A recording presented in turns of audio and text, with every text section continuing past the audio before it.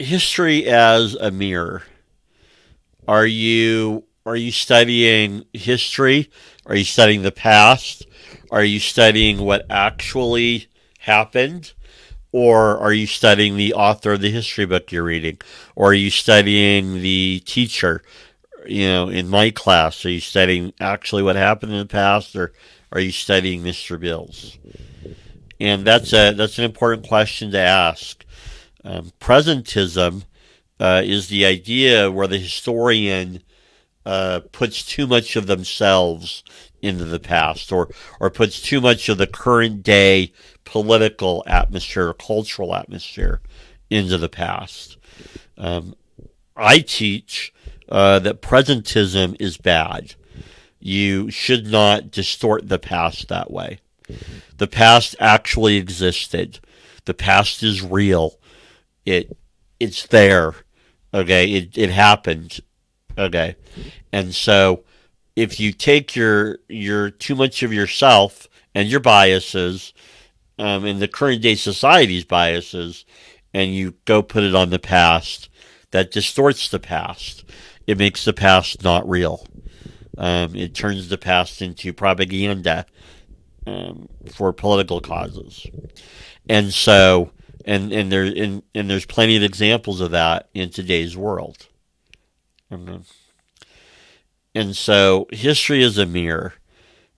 I teach as a historian that it is important for the historian to be as objective as they can, to be as reasonable as they can, and to allow the past to be what it is, the past, and not distort or abuse or use the past for current day political, cultural objectives. In other words, the problem with political activists is a lot of times they distort the past for their political purposes, and that's incorrect. History should not be a mirror.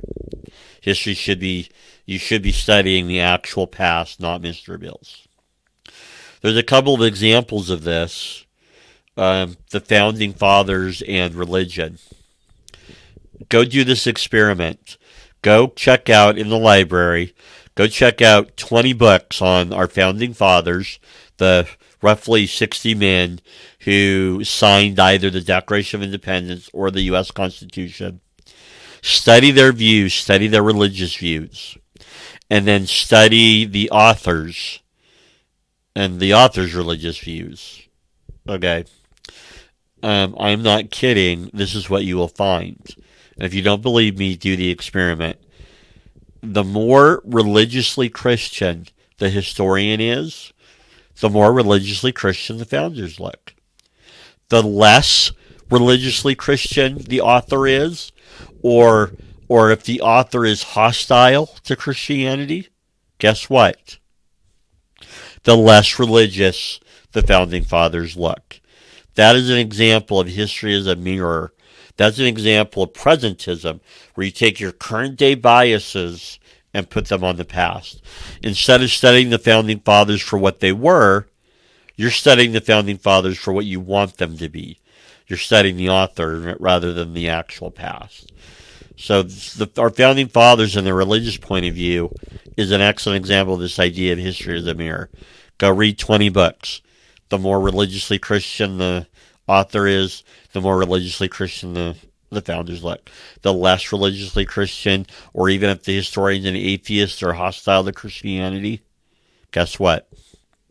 Founding fathers not Christian at all. That's not a coincidence. Best presidents list. Excellent example. Periodically, the news will publish who historians think the best presidents are. And it's treated as an objective exercise. It's not. It's a popularity contest of who historians like politically. Okay. In this day and age, the early 21st century, most academic U.S. historians, a large majority of U.S. academic historians and professional historians, are politically progressive or Marxist, are, or members of parties like the Democrat Party, socialist parties, they tend to be left on the political spectrum. Okay? Historians in this day and age, politically, they like strong government. They like government intervention. They're progressive politically and ideologically. Okay. And so when historians look at who they like as who the best presidents are, it's not a surprise that the best presidents are politically by political party Democrats and by political ideology progressive, because that's who historians are in general. Okay. Historians, when you study historians in general, don't like Republicans and they don't like people that are politically conservative. And so those presidents, they're going to rate lower. It's not an objective who's the best president. It's a popularity contest of, you get it, in a room full of registered Democrats, who are they going to like? Registered Democrats. If most U.S. historians were Republican or politically conservative, guess who the best presidents would be? Republicans or politically conservative presidents, like Calvin Coolidge and Ronald Reagan. Again, this idea of history is a mirror rather than an objective look at the past.